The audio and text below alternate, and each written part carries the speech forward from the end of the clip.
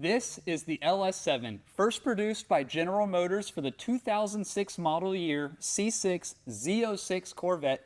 It is an all-aluminum 7-liter pushrod V8. And in today's video, I am going to explain and teach you guys everything you need to know about the LS7, and then we're going to fully disassemble it and see how this one looks at 86,000 miles.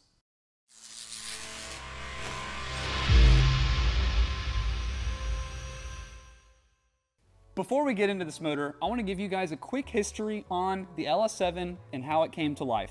It's based on the LS engine architecture, which first debuted for the 1997 model year C5 Corvette. A lot of changes have happened since then, but the overall architecture of the motor has remained relatively the same as far as the blueprint, the footprint, how big the motor actually is on the outside. Inside, there's been lots of changes over the years. The LS7 was the 7-liter highest spec naturally aspirated LS that GM ever came out with. It came in the 2006 C6 Z06 as its first year, but it actually can trace its history back to the C5R race program that Chevy and Pratt & Miller raced at Le Mans back in the 90s. So the C5R engine was sort of co-developed between General Motors and K-Tech Engine Development. And when GM was ready to come out with the C6 Z06, they, for basic purposes, took that C5R 427 cubic inch engine and kind of retuned it for street use and gave it to the public. So a lot of the cool features that were found in the C5R engine came over and found their way in the final LS7 production car engine as well. So it's really cool that an engine this advanced and this high tech, and still to this day, as potent as they are, can really trace its roots back to a motor that was designed back in the 90s. And that's pretty cool. Before we get into this guy, let me give you guys a quick rundown on all the specs about the engine. When it first came out, it was advertised at 505 horsepower and 481 foot-pounds of torque. Now, in our previous video that came out last week, we actually dyno tested this engine on our engine dyno at work, and it actually made 589 horsepower and 559 foot-pounds of torque. So pretty sizable increase over what GM advertised, but it was advertised at 505 horse and 481 torque. It has a 4.125 bore with a 4-inch stroke, giving us a total cubic inch of 427 inches or 7 liters. The compression ratio is 11.0 to 1, and it is an all cast aluminum engine. So even the engine block is cast aluminum, and the material is 397. I don't know what that means, but now you know what material the LS7 block is cast from. It has a deck height, which means from the center line of the crankshaft to the top where the cylinder head goes, of 9.24 inches, and a bore spacing, so center of the bore to the next center of the bore, of 4.4 inches. The main caps that attach the crankshaft to the block are made of billet steel. Most engine blocks use a nodular or cast iron main cap, not the LS7. It has billet steel caps that are actually doweled, so there's dowels that perfectly locate the cap to the block, and I'll show you guys this in just a little bit. The oiling system on the LS7 is an internal dry sump system. And this was the first LS engine, and I might be incorrect, but I think this is the first General Motors engine that came from the factory with a dry sump oiling system. Depending on the model year of vehicle you get, it's either an 8-quart or a 10.5-quart total system capacity oiling system. The crankshaft is made out of forged steel, and the connecting rods are made out of titanium, and they're actually designed and produced by Penkel, who is a European connecting rod company specializing in mostly high-end exotic connecting rods, but they also, GM contracted them to do the connecting rods for this guy. So they're Penkel titanium connecting rods.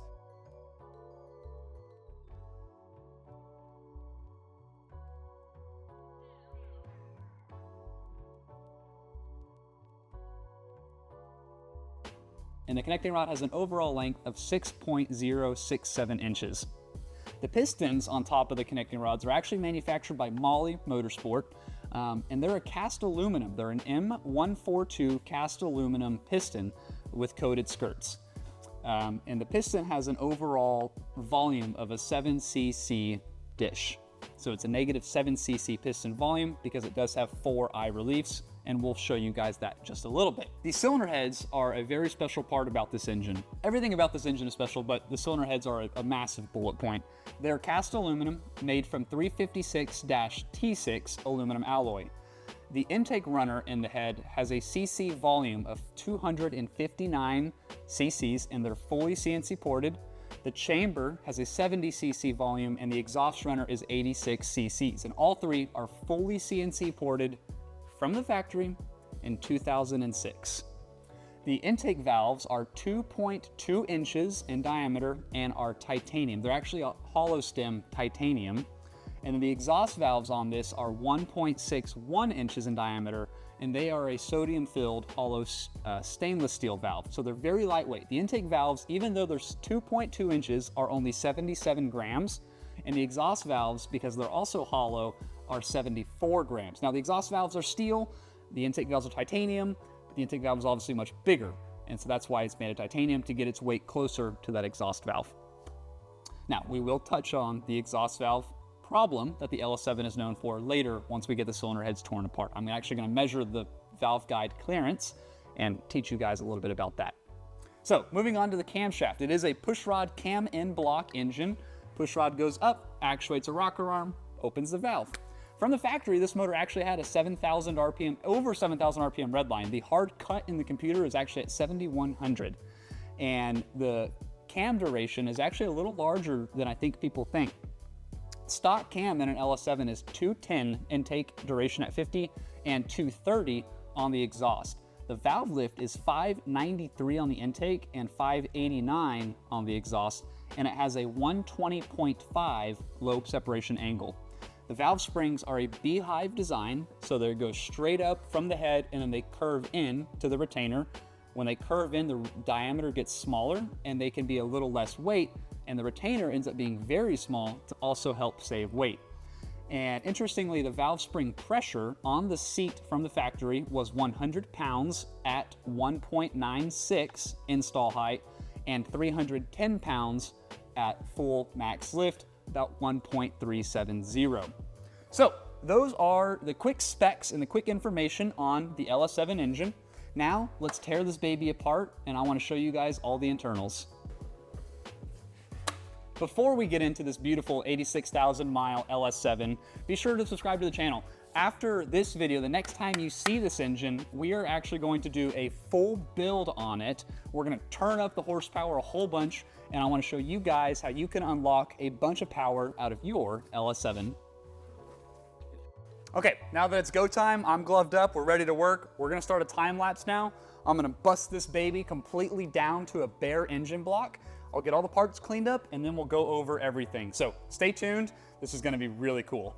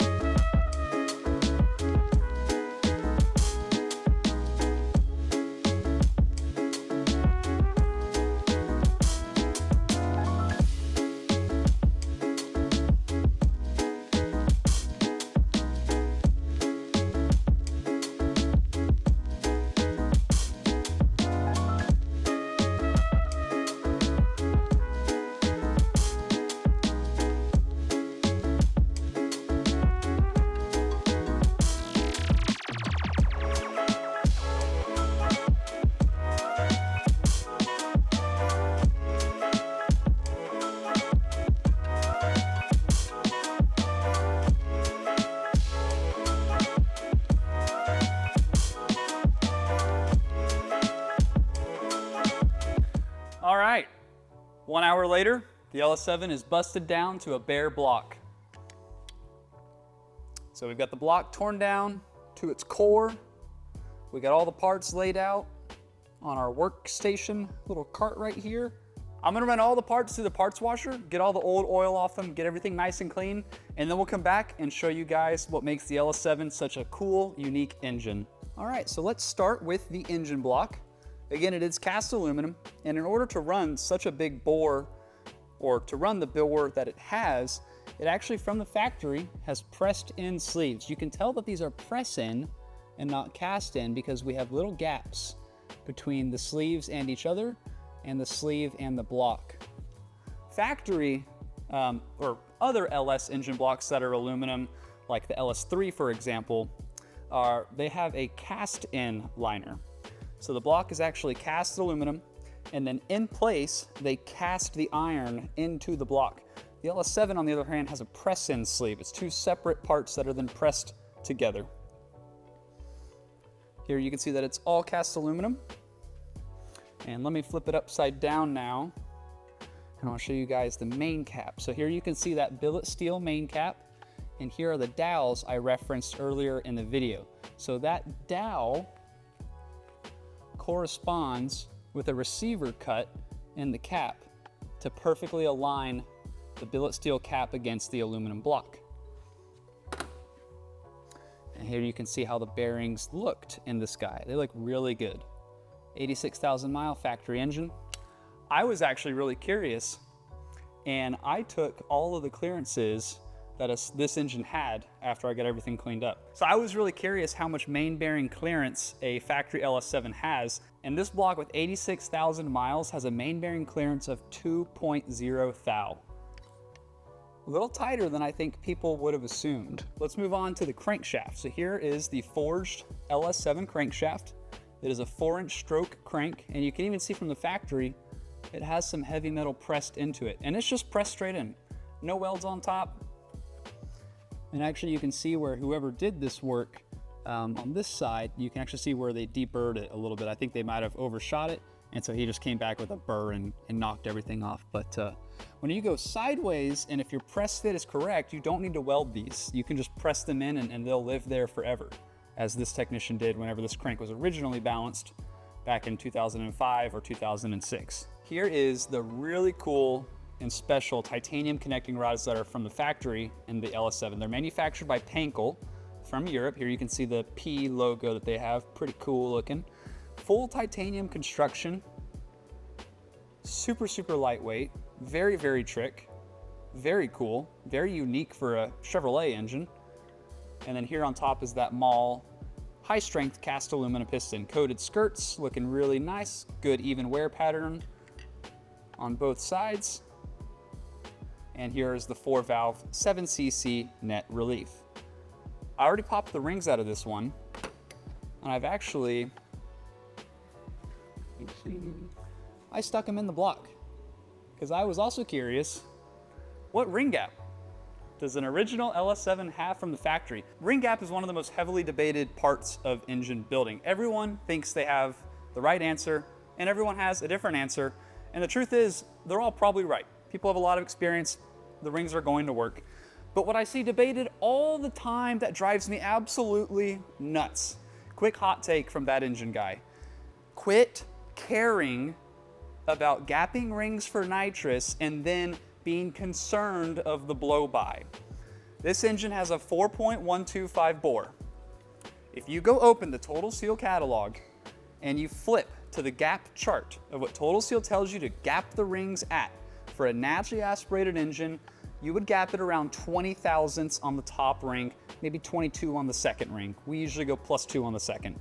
So you gap it at 20 thou, and then if you were gonna spray a 300 shot of nitrous, they would tell you to gap it at, let's say, 26 thousandths or so. Or you were gonna run 30 pounds of boost, they'd tell you to gap it at about 26, 28 thou. And all the time, people call me and complain and ask, if I gap my rings for boost and I run it naturally aspirated, how much power am I gonna lose and how much blow-by am I gonna have? And I have always said, 0. You will not notice it. And this engine proves my freaking point. So like I said, Total Seal ring chart, Very, very popular, kind of an industry-wide standard, 20 thou on top for a naturally aspirated street motor. This engine, bone stock, top ring, 41 thou. 41! And the second ring is 46. Literally double what the total seal ring gap chart would have said. 15 thou more than what it says to run for a pretty heavy nitrous shot or some good amount of boost.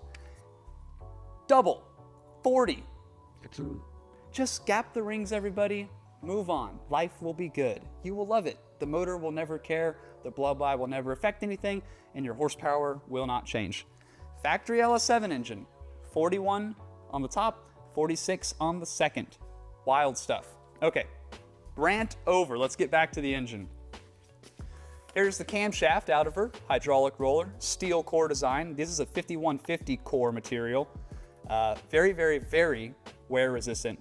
86,000 miles. You can see the wear pattern, but that's it. You can't actually feel anything here. Fantastic. Where to go next? Oh, cylinder heads. These are really, really cool. So here you can see the intake port, factory CNC porting. I don't know if we're gonna make it out because of the carbon buildup, but just take my word for granted. The exhaust runners are also CNC ported, and the chambers are CNC. Actually, you know what? Oh no, they are. You can see the tool marks. Yeah, chambers are also CNC ported. Titanium connecting rod, titanium intake valve here, 2.2 inch. Very, very, very lightweight, massive valve, super, super cool. Full titanium construction. These are actually made by Del West, and I'm not gonna do it in this video, but if you knock the carbon off, you can see the Del West logo. And then here is the notorious exhaust valve. So let's talk about exhaust valves and LS7s. In last week's video, I talked about how this was the highest mileage LS7 I had ever seen. They usually drop the exhaust valve. And what does that mean? That means that this exhaust valve leaves the cylinder head. It breaks somewhere here between the head and the stem of the valve, and it drops the head into the engine. You don't have to be an engine guy to know that an exhaust valve floating around inside the engine while it's operating is not a good story. So whenever that happens, it's basically 99 times out of 100 total catastrophic failure. It destroys the cylinder head, it destroys the engine block, and you're basically toasted. That's it. And this motor made it, so I was really curious. Oh, and the thing that causes this to happen, the rumor on the street, is that GM spent all of their R&D budget on the cylinder head design, the machining, titanium intake valve, and when they got down to selecting who was going to win the bid for the exhaust valve guides, story goes they went with the lower bidder. And the lower bidder bid a material that wears too quickly, prematurely on the exhaust valve guide. As that material wears away, the valve to guide clearance expands. It gets bigger. You start to have more clearance because it's wearing away material. Then what happens is this valve, because it's not as well supported and the clearance is too much, as it closes, it might close, you know, instead of being perfectly flat, it might close a little canted, a little crooked. And every time it does that, there's a micro chatter as it seats. Instead of just perfectly coming up and closing flatly, it has a little chatter, and over time that chatter will break it off. So this motor made it though. And so I was really curious. So I measured the valve guide clearance on both valves actually, intake and exhaust. And the intake valve had a perfect valve guide clearance, a little loose, but really, really acceptable valve guide clearance of 1.8 thousandths of an inch, or 18 10,000ths. Totally, I would say a suggestion on the looser side. If it were a brand new engine, but this guy's 86,000, so still totally acceptable. The exhaust guide, on the other hand, it had a clearance of 0.0039, very, very loose. Basically, almost double what the spec should be for the exhaust valve. Obviously, the exhaust valve sees a lot more heat. They generally have more clearance in the cylinder head than the intake valve does, but only by maybe a few tenths, like 0.0003. 3/10 more than the intake. And that's just a quick example. Every application is different. Don't quote me on that. This guy had 0.0039 though, so she was loose. She was definitely loose. I legitimately think if I had gotten this car, or if somebody else had gotten this car and just started driving it like they would like to, you know, as an enthusiast would, it would have caused some problems. I think we got really lucky. I didn't even drive this car, full disclosure. I have never driven this engine. It was delivered to the shop on a Saturday, and my best friend, our shop foreman, drove it home for me because I was out of town. And then once I got home, I just put it in the air and started ripping it apart. Never even drove it stock because I just knew that boy could cause us a world of hurt. Now, if this whole motor got destroyed, I wouldn't really be screwed because I already have the aftermarket, the full aftermarket race engine ready to go in. But the opportunity cost or the net worth of having a healthy LS7 would have been completely washed out. So that is why we stuck it on the dyno and we made 3 hits and we got it off, because with the valve guide clearance being what it is, there's no real warning. It's just gonna happen. So anyways, let me show you guys the dry sump system. This is really cool. Actually, before we do that, when we finish on the cylinder heads, here's that beehive valve spring design. So you can kind of see that it has straight walls, and at the very top it curves in. That's a beehive valve spring. It gets the retainer to be a lot smaller diameter, which reduces a ton of weight. It saves so much weight. And whenever you can save weight on this side of the equation, the better. One last topic before we move on. Because the valve tips are titanium, there are actually lash caps that go on top of them, on top of the intake valves. And so those are not there right now. They're in this tray, hiding way down in there so that they stay in order, but that's it. That is the LS7 cylinder head. So these are gonna get sent out. We're gonna replace the guides, do some CNC porting in them, put new aftermarket exhaust valves in. We'll clean the titanium intakes and put them right back in, and those will be ready to go. But that's future videos. I'm getting off topic. Stay on topic, Jacob. All right, oil pan, dry sump system.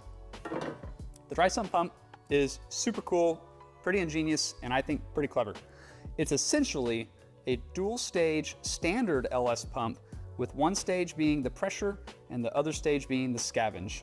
I don't know which one is exactly which at this moment. I'm just pointing. But basically, you have 2 sets of gears in there, or 2 stages, and this pump is basically twice as thick as a standard LS wet sump oiling pump that, of course, only has a pressure stage. So one stage of this pump pulls the oil from the dry sump reservoir, pressurizes it, and then sends it through the engine, building pressure. The other stage sucks up the oil through this pickup tube and then sends it back to the reservoir to get the oil out of the crankcase. That's the point of a dry sump system.